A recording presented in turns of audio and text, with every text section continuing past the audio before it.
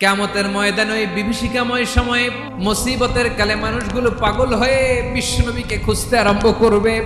সবাই মিলে বিশ্বনবীর কাছে যেয়ে বলবে, ইয়া রাহমাতাল লিল আলামিন। দেখেন আমাদের কি অবস্থা, আজকে কেউ সুপারিশ করতে পারবে না। সব নবীরা অপারগতা স্বীকার করেছে, তারা বলেছে আপনি ছাড়া কেউ নাকি আল্লাহর সামনে দাঁড়াতে পারবেন না, আপনি একটু সুপারিশ করেন। বিশ্বনবী মাকামে মাহমুদে যে আল্লাহু আকবার বলে সিজদায় লুটিয়ে পড়বেন। আল্লাহ রাব্বুল আলামিন বিশ্বনবীকে এমন কিছু চমৎকার শব্দ শিখাবেন, ওই শব্দগুলো দিয়ে আল্লাহর প্রশংসা করে বিশ্বনবী কাঁদতে আরম্ভ করবেন। রব্বুল আলামিন এই দৃশ্য থেকে সহ্য করতে পারবেন না। রব্বুল আলামিন বলবেন, ইয়া মুহাম্মদ ইরফা রাসা, ও নবী আপনি মাথা তোলেন, যা চাবেন তাই দেব। ওয়াশফা তুশাফা, যার জন্য সুপারিশ করবেন তার সুপারিশ কবুল করে নেব। প্রতিটি নবী বলবেন নফসি নফসি, আল্লাহ তুমি আমারে বাঁচাও, আমারে বাঁচাও। বিশ্বনবী মাথা তুলবেন, তুলে বলবেন রব্বি হাবলি উম্মতি, আল্লাহ তুমি আমার গুনাহগার উম্মত